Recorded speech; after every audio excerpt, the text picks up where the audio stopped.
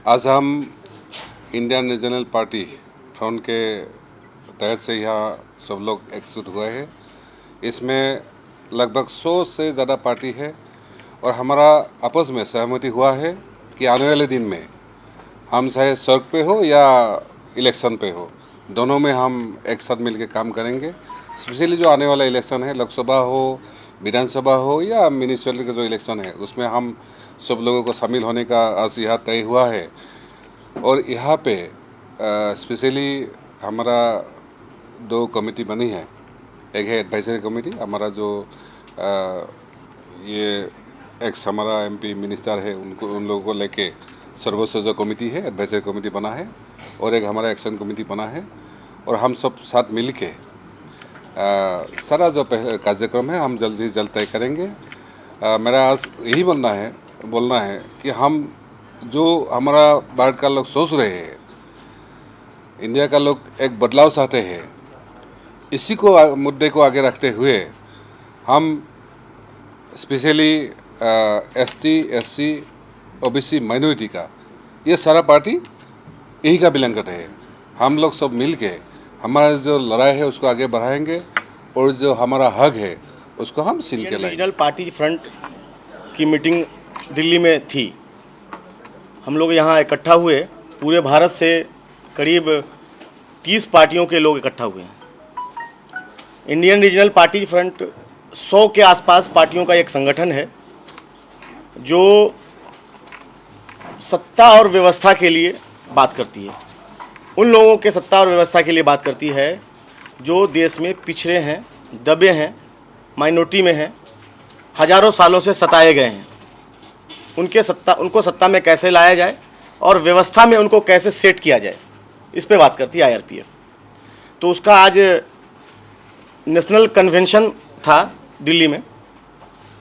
उसमें 2-3 जो खास चीज़ें तय हुई है, मैं उस पर अपनी बात रखूँगा कि इंडियन रीजनल पार्टी फ्रंट का एक एडवाइजरी कमेटी आज बनाया गया है और उस एडवाइजरी कमेटी में जो नाम फाइनल हुए हैं उसमें सबसे सीनियर मेंबर भजमन बेहरा जी हैं, जो उड़ीसा से हैं, 4 बार मिनिस्टर स्टेट में रहे, 1 बार कैबिनेट मिनिस्टर रहे।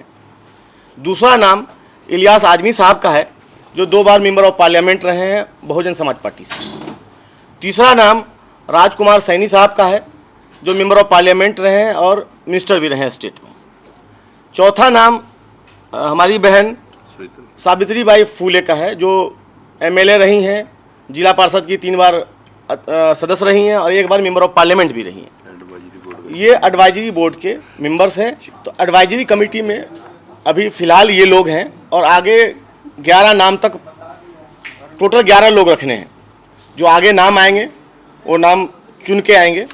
दूसरी तरफ एक पॉलिटिकल एक्शन कमेटी भी बनी है, जिसमें सभी लोगों की सहमति से नबा कुमार सानिया, जो अभी मेंबर ऑफ पार्लियामेंट हैं कोकराझार आसाम से, उनको उस कमेटी का चेयरमैन चुना गया है।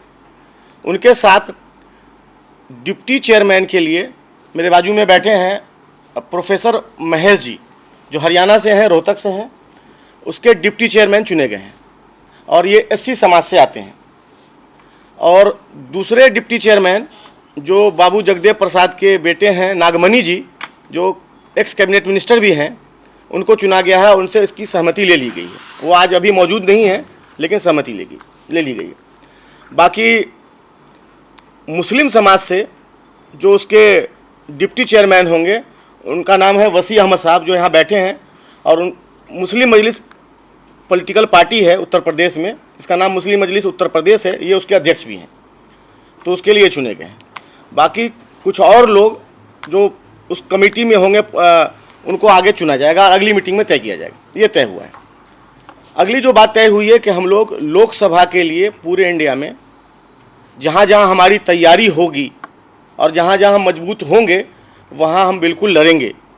उन सीटों को हम चिन्हित कर रहे हैं, अभी से अपनी तैयारी कर रहे हैं और तैयारी के बाद हम लोग 2024 में उन सीटों पे लड़ेंगे। साथ में जो राज्यों के इलेक्शन है, जैसे हिमाचल है, गुजरात है, या नॉर्थ ईस्ट के जो 3 स्टेट में इलेक्शन है, अगले साल कर्नाटका में इलेक्शन है, छत्तीसगढ़, मध्य प्रदेश और राजस्थान में इलेक्शन है, वहाँ भी जहाँ जहाँ हमारी तैयारी है, हमारी इंडियन रीजनल पार्टीज फ्रंट के जो अलायंस पार्टनर हैं, जो जिनकी जहाँ जितनी तैयारी होगी हम उसी हिसाब से सीट शेयर करके अपने अलायंस पार्टनर के साथ लड़ेंगे।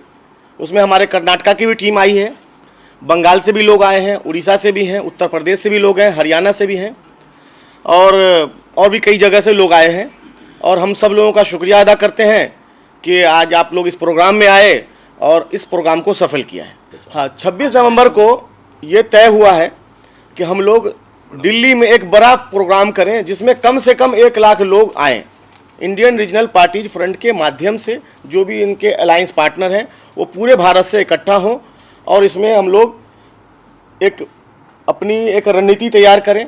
उसके लिए हम लोग प्रिपेयर कर रहे हैं। इंडियन रीजनल पार्टीज फ्रंट ये रीजनल पार्टीज का एक मोर्चा है, ये पॉलिटिकल पार्टीज का एक मोर्चा है। इस मोर्चे के तहत 26 नवंबर 2022 को दिल्ली में एक बड़ा प्रोग्राम होना है। उसके लिए जगह हम लोग अभी तय नहीं किए हैं और उस प्रोग्राम में पूरे इंडिया से schedule caste, schedule tribe, backward community और माइनॉरिटी कम्युनिटी के लोगों को इकट्ठा करेंगे। और हमारी तैयारी ये रहेगी कम से कम 1 लाख लोग इकट्ठा हों और फिर एक रीजनल फोर्स बन करके हम लोग आगे आने वाले इलेक्शनों में अपना सभी की सहमति से, जो अभी भाई सदाब जी एक कन्वीनर के नाते काम कर रहे थे और इसका सभी को मैसेज इनके द्वारा जो दिया गया था वो सभी ने सर्वसम्मति से लगभग जो जितने मुद्दे यहाँ पर रखे गए वो सर्वसम्मति से पास हुए। 1-2 बातों पे चर्चा के हमारा चीफ गेस्ट कौन होना चाहिए उसके ऊपर हमारी सहमति जो एडवाइजरी बोर्ड है वो लेगा।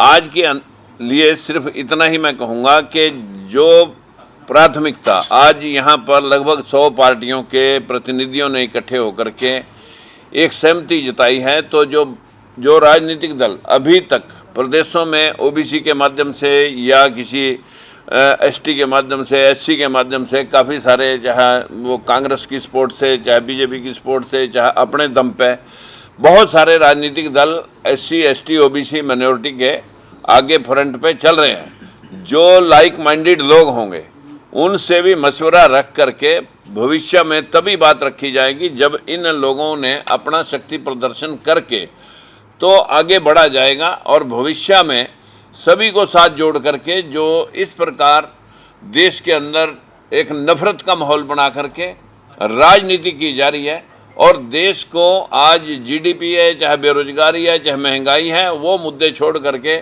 सिर्फ धार्मिक भावनाओं के माध्यम से इस देश को मिसगाइड करके जो है ना राजनीतिक सत्ता हथियाने का जो लोग काम कर रहे हैं उनको धूल चटाई जाएगी।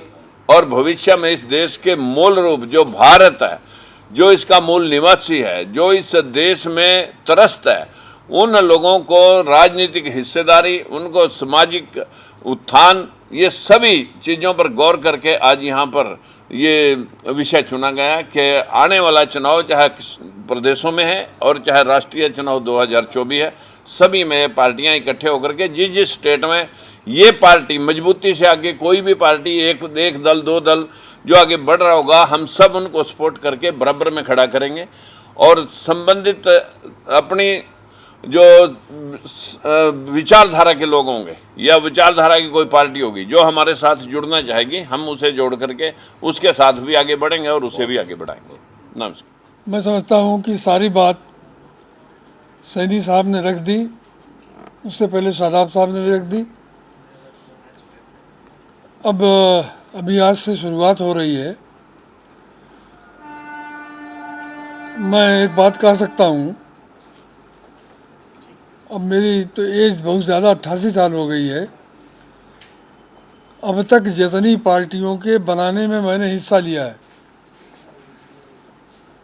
मुस्लिम मजलिस, जनता पार्टी, जनता दल, बहुजन समाज पार्टी, आम आदमी पार्टी,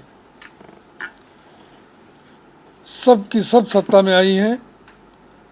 और मेरी दुआ है और आप लोगों से उम्मीद है कि ये ग्रुप जो बन रहा है, अभी पार्टी तो नहीं बनी है, लेकिन ये सत्ता में अगर खुद न आई तो इसकी मर्जी से सत्ता आएगी आने वाले 2024 में।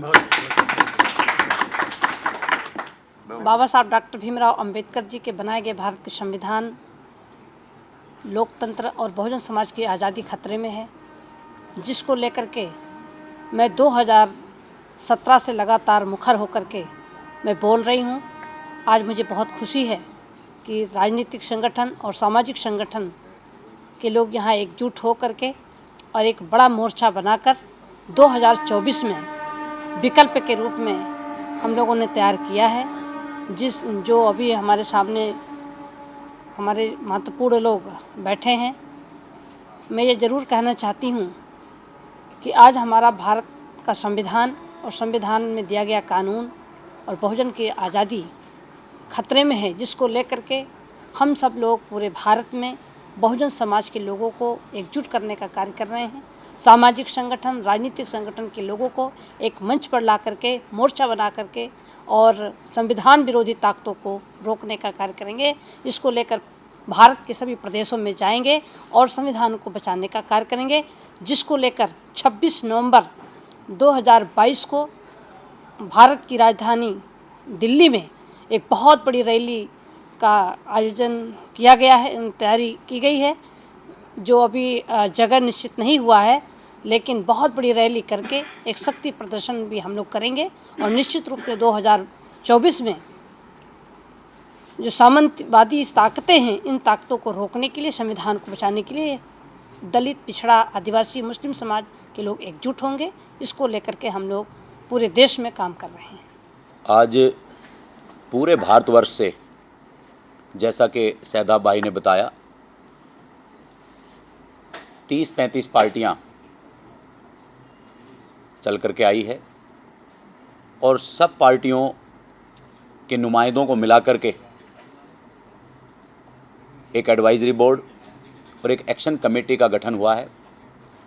उनके नाम शहदाब भाई ने मीडिया के सामने रखे हैं और सबके सब यहाँ पर मौजूद है। उसमें भारतीय कमेरा वर्ग पार्टी से मैं खुद डॉक्टर महेश को डिप्टी चेयरमैन यहाँ सबकी सहमति से बनाया गया है। तो मैं अपनी जिम्मेदारी लेते हुए जो 26 नवंबर 2022 का दिन तय हुआ है कि जो भरोसा और विश्वास ताकत के बल पे लोगों का जीतना है, तो जो भी जगह निश्चित होगी 26 नवंबर 2022 को, वहाँ पर एक बड़ी रैली करके और इस गरीब जनता का, इस दुखी जनता का, जिनको इन पार्टियों ने समय समय पर, सत्ता में रही पार्टियों ने ख़त्म करने का काम किया है, उनके हक और अधिकारों को छीनने का काम किया है, उस रैली के अंदर हम अपनी पूरी ताकत लगाएंगे और गरीब जनता का, शोषित जनता का, जिनके हक और अधिकारों को लूटा गया है, उनको एक भरोसा दिलाने का काम करेंगे कि ये जो IRPF ने जो फ्रंट बनाया है, वो 2024 में इन सत्ताधारी लोगों को उखाड़ फेंकेगा और इस देश के अंदर शेड्यूल कास्ट, बैकवर्ड, माइनॉरिटीज़ के लोगों की अपनी सत्ता होगी। और अब अति हो गई है, अब अति हो गई है, सिर्फ एक विश्वास और भरोसे की ज़रूरत है। इन पार्टियों से लोग दुखी हैं, बस एक भरोसेमंद एक दल बने तो ये निश्चित तौर पर ये सारे लोग उसके पीछे खड़े हो जाएंगे। तो भरोसा जताने का काम हम 26 नवंबर 2022 को करेंगे।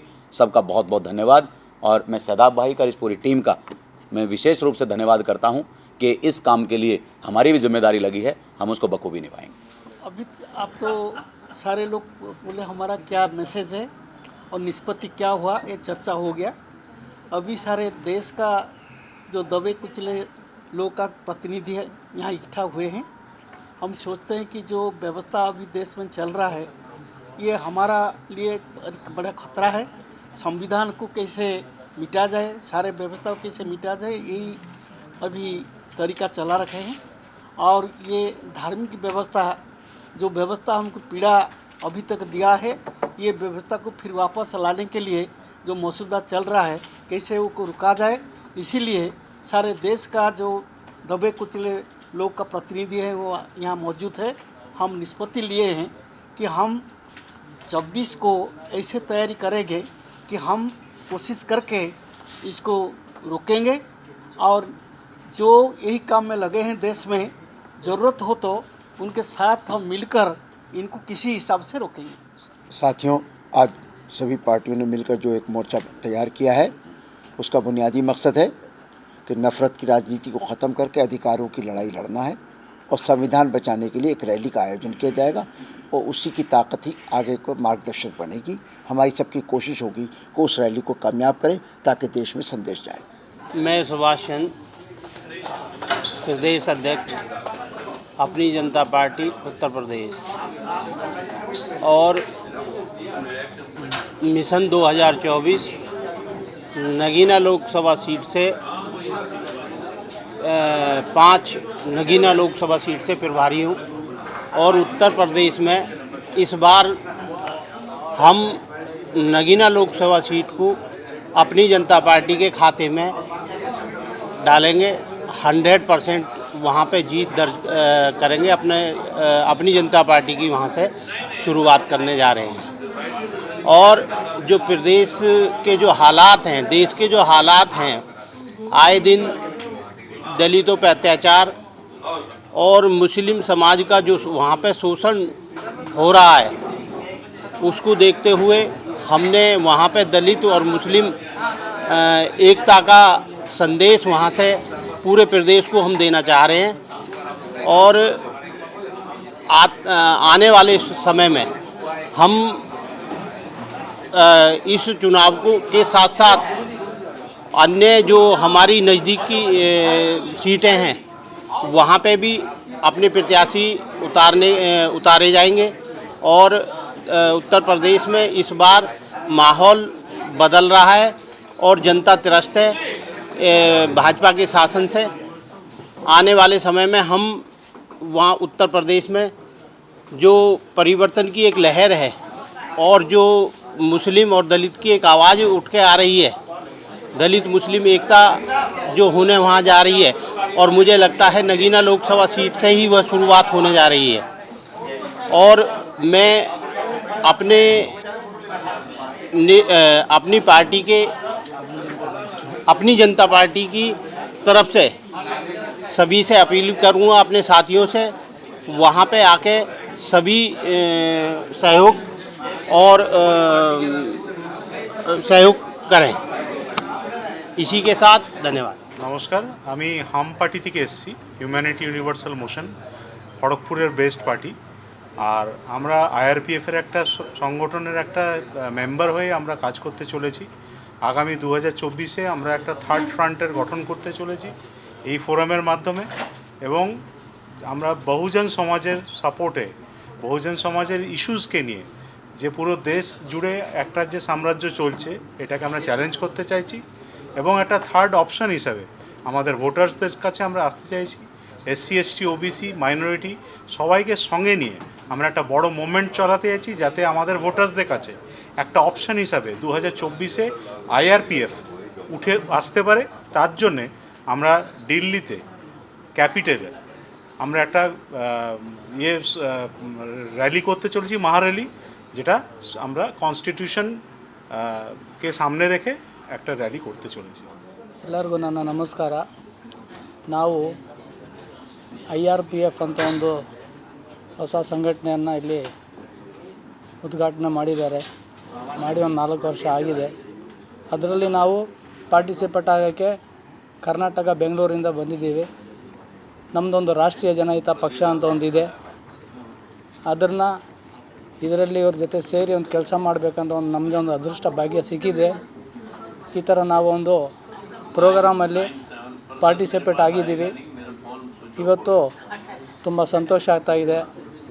ನಾವು ಬೆಂಗಳೂರಿಂದ ಬಂದು ದಿಲ್ಲಿಯಲ್ಲಿ ಇಂಥ ಒಂದು ದೊಡ್ಡ ಸಂದರ್ಭದಲ್ಲಿ ಭಾಗವಹಿಸಿದ್ದೀವಿ ಅಂತ ನಮಗೊಂದು ಹೆಮ್ಮೆ ಇದೆ ಅಂತ ನಾನು ನಮ್ಮ ಕರ್ನಾಟಕದಲ್ಲಿ ಇರುವ ಬಾಕಿ ಎಲ್ಲ ನಮ್ಮ ರಾಷ್ಟ್ರೀಯ ಜನಹಿತ ಪಕ್ಷದವರಿಗೆ ನಾನು ನಮಸ್ಕಾರನ ತಿಳಿಸಿ ಈ ಎರಡನ್ನು ಮಾತನ್ನು ಮುಗಿಸ್ತಾ ಇದ್ದೀನಿ. ಜೈ ಹಿಂದ್, ಜೈ कर्नाटक।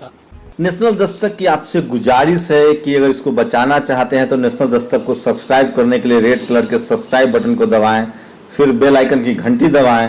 नेशनल दस्तक को बचाने के लिए बहुत जरूरी है कि हर खबर को शेयर करें, लाइक करें, कमेंट जरूर करें।